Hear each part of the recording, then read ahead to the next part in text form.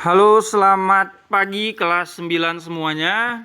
Hari ini kita pembelajaran IPA lagi, tapi kita sudah tidak bahas bioteknologi. Kita membahas tentang partikel penyusun benda dan makhluk hidup. Jadi benda apapun, juga makhluk hidup apapun yang kita bahas di sini ada partikel penyusunnya. Di sini kita bisa lihat bahwa misalkan daun, kalau kita lihat pakai mikroskop, oh terdiri dari partikel-partikel kecil yang kayak gitu. Terus ada di dalamnya yang paling kecilnya kan sel. Nah, ternyata di dalam sel itu masih ada partikel-partikel kecil lagi, disebutnya atom. Kita sebut atom. Atom itu adalah partikel kecil penyusun dari semua benda, mau itu makhluk hidup ataupun benda mati, mau itu kayu, kain, bunga, tanaman, hewan, manusia, tulang, batu, angin, semuanya. Angin bukan angin ya, udara. Angin itu kan udara yang bergerak ya. Udara itu juga terdiri dari atom-atom. Nah, ini salah satu contoh udara, CO2. Ternyata kalau diteliti dan dilihat pakai mikroskop elektron yang lebih detail lagi, ternyata udara yang kita keluarkan atau karbon dioksida CO2 itu terdiri dari seperti ini. Nah, ini namanya satu atom. Ini satu atom, ini satu atom. Ada 3 atom yang berikatan. Ada atom C. Nah, atom itu ada simbolnya. Nah, ini lambangnya namanya, lambang unsur. Lambang unsurnya C, O, sama O lagi. Ditulisnya CO2. Nah, jadi atom-atom itu kalau berikatan, ada yang sejenis, ada yang berbeda jenis. Kita tulis beda jenis. Kalau beda jenis disebutnya senyawa. Kalau yang satu jenis disebutnya unsur. Nah, kalau ini kan beda jenis, ada C, ada O. Ini disebutnya senyawa. Kalau unsur, itu contohnya apa? Oksigen. Oh, walaupun dia berikatan sama dirinya sendiri. O2. Nitrogen. N2. Lalu ada atom besi, penulisannya Fe. Ada atom emas, penulisannya Au. Nah, Fe ini bisa sendiri dia. Jadi dia berikatan dengan Fe lain sebenarnya. Tapi karena membentuk ikatannya itu enggak yang berpasang-pasangan, jadi dia ditulisnya sendiri aja. Kalau O2, dia berikatannya berpasang-pasangan. Seperti ini. Nah, jadi dalam unsur ada yang logam, ada yang non-logam. Logam itu benda yang bisa kita lihat tuh yang biasanya sifatnya kita tulis di sini. Kalau logam itu sifatnya biasanya mengkilap, lalu bisa ditempah. Bisa ditempah. Ditempah tuh maksudnya dibuat dengan bentuk tertentu gitu.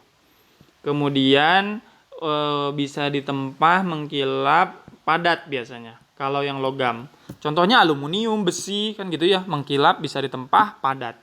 Lalu ada yang non logam.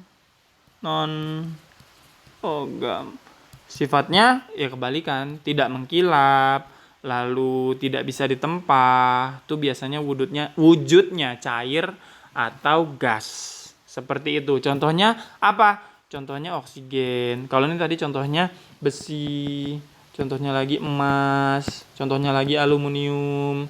Kalau ini contohnya oksigen, nitrogen, apalagi ya. Nah, sulfur. Nah, itu ada atom unsur, kalau yang sejenis ada atom senyawa. Unsur itu ada unsur logam, ada unsur non-logam. Unsur logam mengkilap, bisa ditempah, padat. Unsur non-logam, dia tidak mengkilap, tidak bisa ditempah, dan biasanya wujudnya cair atau gas. Itu untuk atom. Kita pindah halaman selanjutnya. Yang ini gak akan dijelasin. Lalu kita ngebahas tentang partikel penyusunnya. Oh, ini dulu. Nah, Di halaman 104 kalian bisa lihat bahwa ternyata di tubuh manusia itu terdiri banyak atom-atom. Jenisnya juga banyak. Ada yang oksigen, ada yang karbon, ada yang hidrogen, ada yang nitrogen, ada yang kalsium, ada yang fosfor, kalium, sulfur, natrium, klor. Nah, banyak lagi di dalam tubuh manusia juga ada kobalt, ada krom, ada tembaga. Di dalam tubuh kita ada tembaga juga. Ada fluor, ada iodin, ada besi, ada mangan. Makanya kita bilang kita butuh zat besi. Zat besi di dalam zatnya ada besinya. Sekarang kita ngomongin tentang partikel subatom. Wah, partikel subatom. Jadi partikel yang ada di dalam atom-atom itu. Nah, di sini disebutkan bahwa ternyata atom itu masih terdiri dari inti atom dan ada kulit atom. Di dalam inti atom ada dua partikel, ada proton, ada neutron. Proton itu yang mana? Nih, yang hijau-hijau, yang muatannya positif. Lalu elektron ada di mana? Apakah ada di inti? Tidak. Elektron itu ada di kulit atom. Muatannya ada nggak? Ada, muatannya negatif. Nih loh yang warna kuning ini. Nah, itu elektron. Jadi ada tiga. Ada tiga subpartikel dari atom, yaitu elektron, proton, dan neutron. Siapa yang muatannya positif? Proton. Siapa yang muatannya negatif? Elektron. Siapa yang muatan tidak bermuatan? Neutron. Neutron tidak bermuatan. Oke. Lalu kita ngomongin sejarah-sejarahnya, perkembangan teori atom. Siapa sih sebenarnya yang awal-awal bilang bahwa semua benda itu terdiri dari atom? Inilah orangnya. Ada Pak Dalton. Nah, Pak Dalton ini menjelaskan bahwa ternyata semua benda itu terdiri dari atom.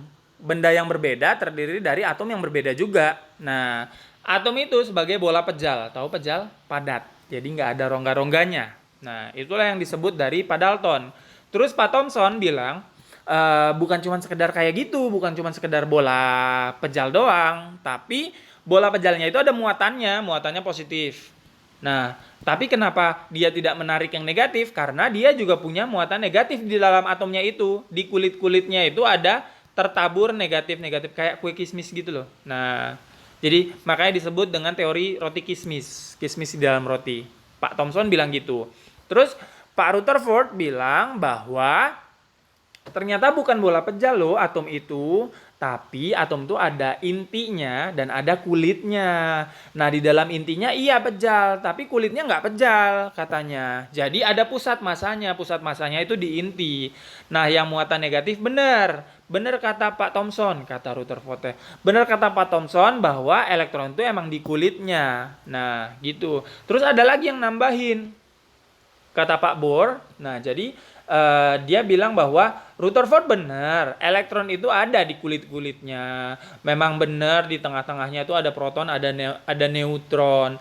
Nah, elektron itu benar-benar ada di sekelilingnya. Tapi elektron itu bukan cuma gerak sembarangan, dia bergerak sesuai orbitnya. Ada kata-kata orbit nih, kata Pak Bohr.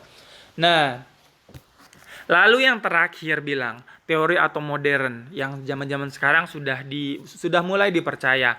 Nah, teori mekanika gelombang bilang bahwa iya, Pak Bohr benar bahwa neutron dan proton itu ada di inti, elektron ada di kulit. Tapi geraknya nggak bisa diprediksi, nggak sejelas yang Pak Bohr bilang bahwa elektron itu mengelilingi inti sesuai dengan orbitnya. Nggak semudah itu ternyata. Ternyata elektron itu mengelilingi inti dengan pergerakan yang sangat cepat dan tidak bisa diprediksi sampai kemana. Nah, membentuk awan elektron. Nah, kemungkinannya ada di situ gitu. Kemungkinannya itu ada di awan elektron tadi atau disebutnya orbital. Kalau Pak Bohr bilang orbit, kalau modernnya bilang orbital. Itulah teori atom sampai sekarang, bahwa masih diyakini bahwa semua benda itu memang terdiri dari atom-atom. Dan subpartikel atomnya benar ada 3, ada proton, neutron, sama elektron. Seperti yang kita bilang tadi, itulah dia partikel-partikel dari atomnya. Kita lanjut lagi ke penulisannya. Penulisan atom tadi. Mana ya? Kok nggak ada di sini? Ini dia penulisannya. Biasanya penulisan lambangnya kayak gini. Ini lambang unsurnya X, ini A nomor masanya. Nomor massa itu artinya beratnya. Nomor atom, ini nomor atom. Z itu nomor atom, menyatakan bahwa protonnya segitu. Misalkan disebutnya gini nih. Yang paling gampang, Li ini ya yang kita ambil. Litium. Litium ada 3, ada 7. Berarti lambang unsurnya yang mana? Li. Lambang unsurnya. Nomor masanya yang mana? 7 nomor masanya. Berarti masanya ada 7. Nomor atomnya berapa? 3. Jadi bisa digambarkan atomnya seperti ini. Protonnya ada 3 biasanya. Li ya. Jadi protonnya ada 3. Kita gambar di sini. 1, 2, 3. Proton. Nih, proton yang merah ya. Kita tanda positif-positif. Terus katanya masanya ada 7. Lah, berarti 4 lagi apa? Berarti neutron. Kita ganti warna. Kita ganti warna yang rada biru. Oke. Berarti ada yang neutron yang punya massa juga. Kalau gini kan berarti cuma 4, 5, 6, 7. Nah, jadi ada 7. Ada 7 neutronnya. Ada 7 neutronnya. Ada 4 neutronnya yang biru. Yang biru itu ada 4. Terus protonnya ada 3. Lalu kita buatlah warna yang berbeda. Kita buatlah, oh ini di inti atom, berarti ada di kulit-kulitnya ada elektron. Elektron itu biasanya jumlahnya sama dengan protonnya. Kalau protonnya 3, yang positifnya 3, berarti elektronnya juga ada 3. Kita ganti warna lagi, warna hitam. Berarti elektronnya ada 3 juga. 1, 2, 3. Seperti ini gambarannya. Kalau penulisan simbolnya kayak gini. Nah, penulisan simbolnya kayak gini. Li itu lambang unsur, nomor masanya itu yang besar biasanya yang 7, nomor atomnya itu yang kecil yang di bawah. Seperti itu ya. Oke, jangan lupa kerjakan tugasnya. Terima kasih.